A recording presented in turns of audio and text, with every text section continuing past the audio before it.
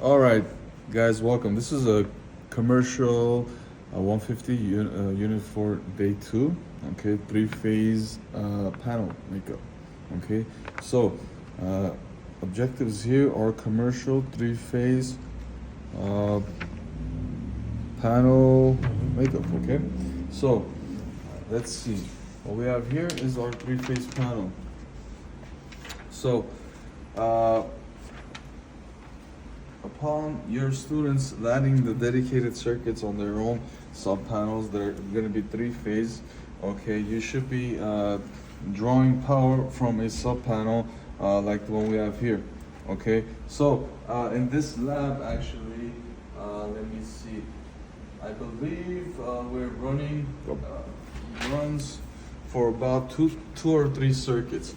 Okay, the main concentration I want for the instructors to understand, okay, is that this is a 100 amp, all right, 3-pole, 3-phase sub panel, all right.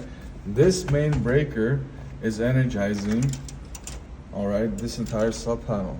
So this 100 amp breaker goes down to our distribution board, which I believe for this building is 1800 amps, if I'm not mistaken. Okay, so it goes all the way down in a single line diagram. It's depicted. Looks like it's, let me see, it's 100 amps, so most likely they ran number 2 for this. Okay, so anyways, that aside, now you've been working with your students on residential in the past month. Okay, so typically they've been working with single pole and 2-pole breakers. Why? Because you have single phase 120 over 240. Well, now this is 208 3-phase, which we have in our labs. Okay, we don't have 477, we're dealing with 208. Now, what does that mean, 208 3-phase? That means that you no longer can make up your own panel schedule. Okay, you have to abide by the electrical engineer's panel schedule, and all the breakers here, first of all, are bolt-on and they're not plug-on type. So if the panel schedule, first of all, depicts that circuit number 9 is going to go to the home runs for the receptacles, you are not allowed to do any other home runs as the electrician. You have to follow the engineer's panel schedule. Residential, you have free reign, okay? They're not bolt-on breakers. This is a commercial 3-phase panel, and you're gonna be dealing with typically bolt-on breakers. Now, I have 3-pole. Okay, this is going to be for our disconnect switches for our motor control labs. This 30 amp breaker, that's for another lab. And we also have 2-pole breakers, 2-pole, 2-pole, 2-pole, 2-pole, 2-pole. There's a single pole here too, but we're using it as a spare. Okay, now most of these 2-pole breakers here are sharing a neutral, and you also have to be wearing insulated gloves, guys. And you can see these are our neutrals here. All right, these neutrals are being shared per 20 amp circuit. Okay, so each pole draws 100. Let's see. Listed on our neutral. Well, on our first one, we're getting 121 volts. Okay, it should be 208 over another 120. Okay, so that's 2-pole. Now, does that mean if I put my voltage tester on this 3-pole breaker, okay, does that mean if I add leg A, which is, well, we start on there. So leg A here showing me 120. Leg B on this 3-pole breaker showing me 120. Leg C on this breaker showing me 120. So does that mean I have 360 volts here? No. My voltage is 208. Okay, but this is a 3-pole breaker. Why? Because you have 3 legs here. Okay, this is a 3-phase panel. Now we're working with commercial. Okay, commercial circuits and distributing lighting power is your first assignment that you have to work on. Now, first of all, your students have to run conduit, okay, for their sub panels. All right, conduit And I would try to use Unistrut if you have it in your class, okay? We have deep channels Unistrut that we use for our students, and we have clamps right here, okay, that we use in our sub-panel three-phase labs when we run dedicated circuits, okay? Now Unistrut, it's supported within a foot here, okay? The home run says within 3 feet, if I'm not mistaken, and it has to be supported, okay?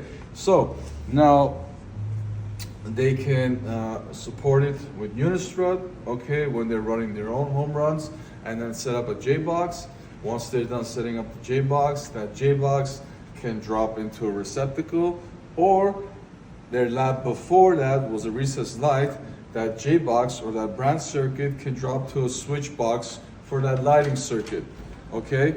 So, at the end of the day, we're on part 2 here. This is the introduction to commercial wiring, okay? So, again, distinguishing the difference between the coloring and the voltage, okay? And how to basically run 1 or 2 baby circuits would be one, it's actually 3 circuits if I have to count it, would be this lab. Talk Okay. about the numbers and how to identify Okay. each circuit And with the tag. so, one important fact to note, all right? So, as I explained in the last lab, all right, we were over there at the office bays, okay? Those office bays, 7 and 9, for example, lighting circuits 7 and 9, you explain to your students, all right, it's run all the way down to where we have our base set up, okay? And you'll have a junction box on top with 7 and 9, okay? Written on it, there's going to be multiple circuits on it, so it's going to be a deep 5S box, most likely with more than 1 or 2 circuits on it. But that's a way to identify, okay, 7 and 9, all right, black, red, blue, black, red, blue. Black is 7, red, 9. 9 is blue, okay? Black, red, blue, 3. Black, red, blue, 6. Black is 7, 8, 9. Okay, so 9 is on a different circuit here. On this one, it would be actually 7 and 8. That'll be sharing 7 and 9. Excuse me. That'll be sharing it. Okay, so let me go through it again. You have circuit 1.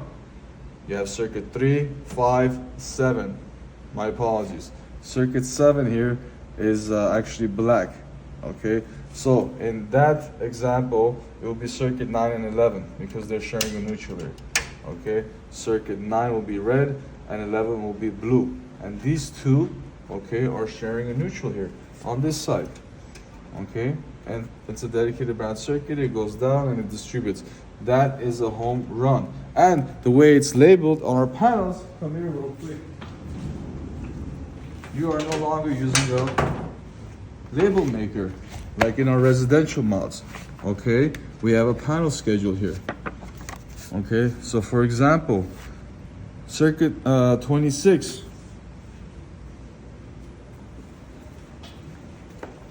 Circuit 26 will be for outlets here.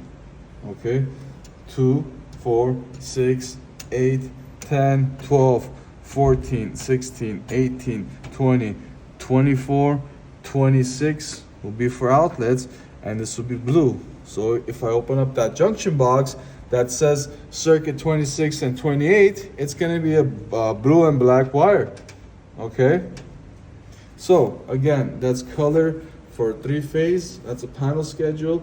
We have to abide by what the electrical engineer puts on the panel schedule. There's no way around it. Okay, these are bolt-on breakers, not plug-on type. Okay, and I'm not going to go into arc fault breakers in this one. That's it.